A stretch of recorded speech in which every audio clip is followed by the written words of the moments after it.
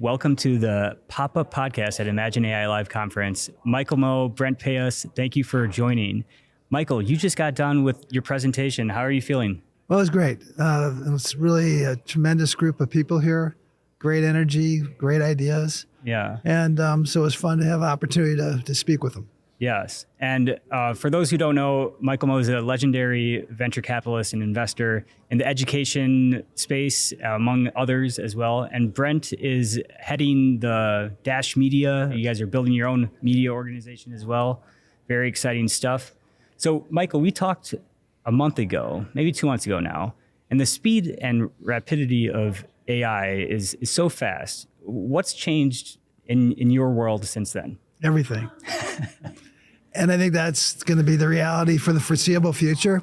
So I think with all that change that's taking place, what's really important to understand is what isn't going to change. Mm-hmm. And so I think when we're making predictions about what are specific technical things that are going to be the thing to focus on, I think that's missing. You're going to miss the forest for the trees. The real point here is to understand again what's not going to change. And what are the really big ideas? So what's not going to change? Well, the one thing that's not going to change is that human beings are going to be part of the equation. They're not going to be replaced by technology. It's not going to be like, robots running the world. Yeah. It's thinking about how people can work with technology, work with AI to create and accelerate ideas that advance humankind. Mm-hmm. And that to me is clear as day. What's also clear is how this is going to unleash a wave of entrepreneurship that we've never seen before. One, because some people, what they thought was their career is going to be upended, and that sounds kind of scary. At the same time, what that really means is obstacles create opportunities. And you're going to see how these people are going to have the benefit of having a lot of different tools at their disposal at very low cost that will be able to do amazing things.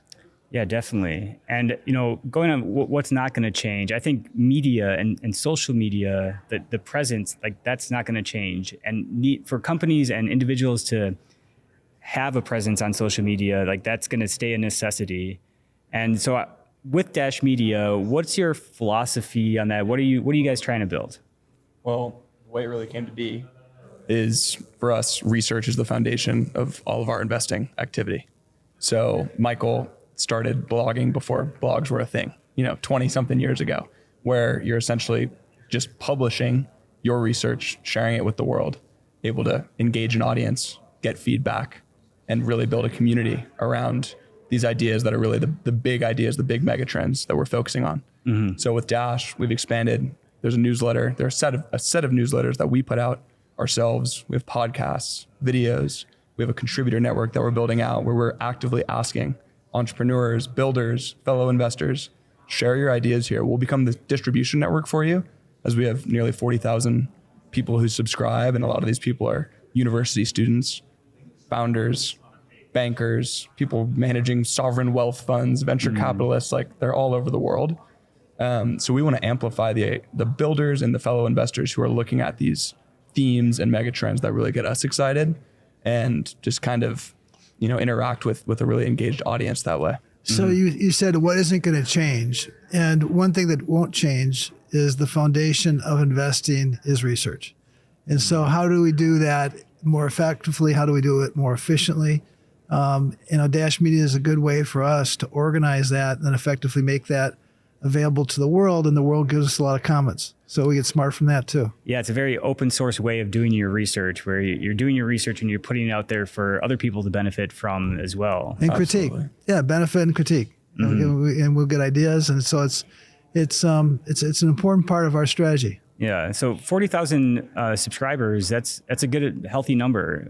What have been some of the challenges on your road there? What do you see as pain points that you're trying to overcome? We only soft launched this. We built it on Substack. We released it to the world as Dash Media just in October. And it initially was just a standalone newsletter. So since then, we've done no paid advertising. We've just been consistently churning out our research pieces every single week. We've been sitting down with experts in different, whether it's education, entrepreneurship, on these podcasts. And we've just been really focusing on kind of the product and the output. We are really excited to enter a phase of serious growth where we really lean into growing this audience and getting people engaged, again, all the way from your ambitious undergraduate student in college to Fortune 500 executives. What's interesting is 65% of college students say they want to be an entrepreneur or work at a startup. So, the rate today, there's something like 210 million students in universities around the world. So that's a big potential audience if we would let them know that we're a free resource for them.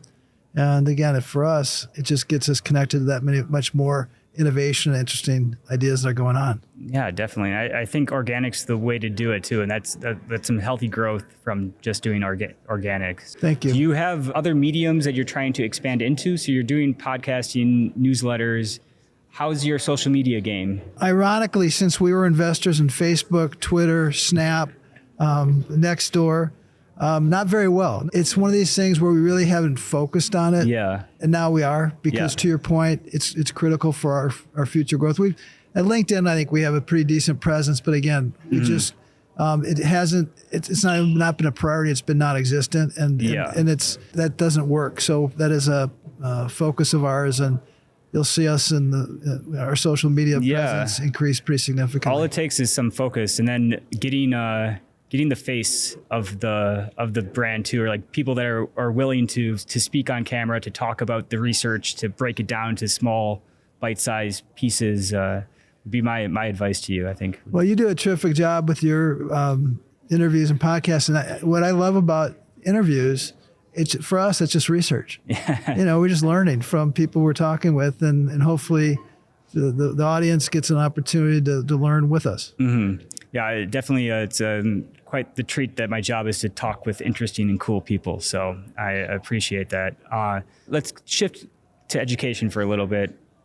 Where, like for me in public education sphere, I think that it's going to be maybe the last sphere to allow AI to impact its processes, just because it's so bureaucratic. The teachers, they know the way that they've done things. They like the way they've done things, and AI can help so much in education. It can be such an equalizer. Yeah. And how do you get that across to teachers in public schools across the country? First of all, I think AI has an opportunity to truly be a great equalizer or democratize learning in a major way. What's super important to understand is that I think the public is finally at a point where status quo doesn't work. And so this idea of, we're just going to keep on going, and maybe we'll throw some more money at it, and we'll spend a little more time. People are saying, 200 years is long enough. We need to have change today. Some of the positive things that are going on, though, include the fact, not only do people realize that underprivileged communities, really education has become the civil rights issue of the day. Mm-hmm. One of the things that AI is going to do is it's going to provide more transparency in terms of what's going on in the classroom or a school district, not 10 years after the fact, but real time, and be able to make ways that you can adjust and actually make changes and improvements to help students learn, which is the point. Yeah. Well, I think that when teachers realize how much time they can save too, from a grading, correcting perspective, but also from lesson planning. So bingo. And just to pile on what you were saying, I'm sorry for interrupting you, but you're so right, because a lot of these ed tech solutions that have been in the marketplace heretofore have actually increased the amount of time a teacher needs to spend on something. Learn something new. Right. So here, what you're seeing, again, with the right application, dramatically reduces the time, whether it's grading a paper or creating lessons plans or all the different things that teachers spend a lot of time doing that people don't appreciate. If you can actually save time for them, they should love it. Right? There's foes to it, because there's unbelievably sad, but there are actually groups in the system that don't want change or don't really care about what happens with the students. But like I said, the good news is I think that's changing pretty dramatically in a country where we can't, as a country, agree what day of the week it is. You basically have Democrats, Republicans, Independents, something like 75% are looking for school choice and improvements in schools. So that's encouraging. Mm-hmm. Yeah, there's been a big shift in that end of all the homeschooling and private schools. And I wonder, in the ed tech space, do you know of products like AI tutors or online tutoring? Any companies or insights there that you'd like to share? Sure. I mean, and again, I think that's going to be, it's the future where everybody has their own tutor in their pocket. Mm-hmm. I mean, we were an investor in a company called Photomath, where literally you could take a picture of a math problem and it instantly not only give you the answer, but how you get there. And if you needed more help, give your own, AI tutor that would help you. Mm-hmm. Now that business was sold to Google. And so we'll see how Google does with it. But there's companies like Primer. I mean, there's a lot of exciting new AI businesses out there. This Primer that I just referenced was being created out of Arizona State for the last 7 years, and now it's being commercialized. Again, it basically everybody can have their own chief of staff, their own tutor. Again, very low cost, and be able to do all these amazing things, get you on stock, accelerate you where you're proficient, go back where you're deficient. What's the best way you learn? What are the things that interest you? Because you can't learn if you're not engaged. Yeah. And so thinking about that, all of these things are part of what AI has the potential to do done right.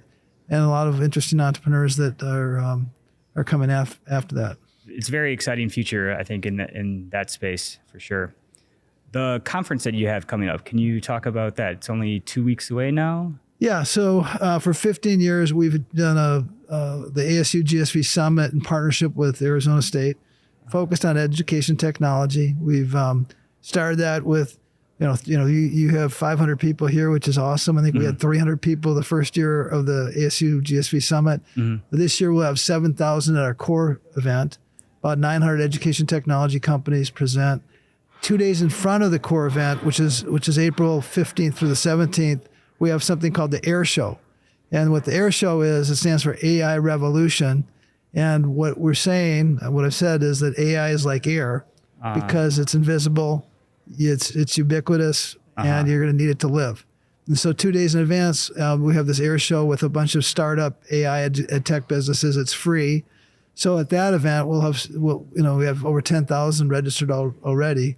And so that should be a fun time in San Diego that weekend. Yeah, San Diego. Do you have any headline speakers you mentioned? Or? A bunch of great speakers. Yeah. Vinod Khosla, who's one of my... Oh, Vinod Khosla, nice. He's spoken a few times at our conferences, and he's, I don't know if there's a smarter person on the planet.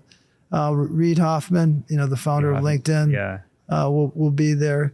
We got Paula Abdul. Paula Abdul will be there. This will be fun. Yeah, for sure. Well, that does sound like a great lineup. And thank you so much for coming to our inaugural event here at ImagineAI Live. We're already talking about next year because this first one has started off to a great success. And hopefully get some of those bigger speakers as well. I mean, we've loved our speakers, but to get like Reid Hoffman would be incredible in the future. Are you planning to stay tomorrow as well? Again, congratulations on this event. It's obviously a home run, and it's something really exciting to build from. I'm sure all the people here this year are going to want to participate in the future, and I certainly do.